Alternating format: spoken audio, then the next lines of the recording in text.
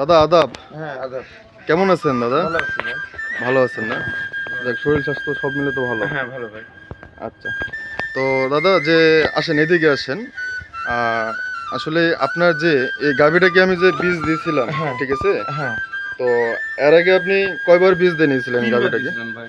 3বার না? হ্যাঁ, কন্ট্যাক্ট করেনি। 3বার দিয়েও আটকে নাই? না আচ্ছা আচ্ছা। তো বীজ দেওয়ার পর কি কোনো ওষুধপাতি খাওয়াতে হয়েছিল? না, আর হয়নি। আপনি যখন থেকে বীজ দিয়েছেন তখন থেকে আর খাওয়াতে হয়নি। মানে 4 নাম্বার বীজটা বীজে আমি আটকে দিচ্ছি। গেছে। হ্যাঁ, হ্যাঁ। 4 নাম্বার বীজ আপনি দিয়েছেন। ও, তাহলে 4 নম্বর বীজ দেওয়ার পর আল্লাহর হ্যাঁ। রহমতে আটকে গেছে। হ্যাঁ যাক ভালো, মাশাল্লাহ। আর গরু দেখতেছি যে মোটামুটি আপনার আগের থেকে হ্যাঁ, অনেক অনেক ভালো ভালো হয়েছে। হয়েছে, উন্নত হয়েছে, স্বাস্থ্য হয়েছে, মোটা হয়েছে। হ্যাঁ। তো যাক ভালো। তাহলে চলে তো নাকি কাজ? হ্যাঁ চলে। হ্যাঁ চলে ভাই।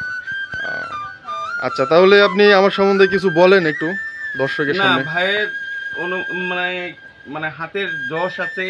যে কোনো যেখানে ট্রিটমেন্ট দেয় খুব উন্নত মানের, মানে যেখানে যে জিনিসে হাত দেয় খুব ফলাফল ভালো, খুব আচ্ছা, উন্নত মানের। এই জিনিসটা আমি গর্ব করি ভাইয়ের। যখনই ডাকি তখনই পাই যাক ভাইকে, ভালো। যখনই ফোন দিই তখনই ভাইকে হাজির পাই আমি। এটাই সব থেকে আমার মা- মানে বড় আশা। হ্যাঁ, এটাই তো আসলে কাস্টমাররা তো এটাই চায়, হ্যাঁ ঠিক আছে? হ্যাঁ তো যাক ভালো লাগছে তো সব হ্যাঁ মিলে না? হ্যাঁ। তো যাক দাদা, ঠিক আছে, ভালো। আপনি ভালো থাকবেন এবং আপনার গাভীর যত্ন নেবেন, ঠিক আছে? আচ্ছা, এই বলে শেষ করলাম। আচ্ছা ভাই, ঠিক আছে।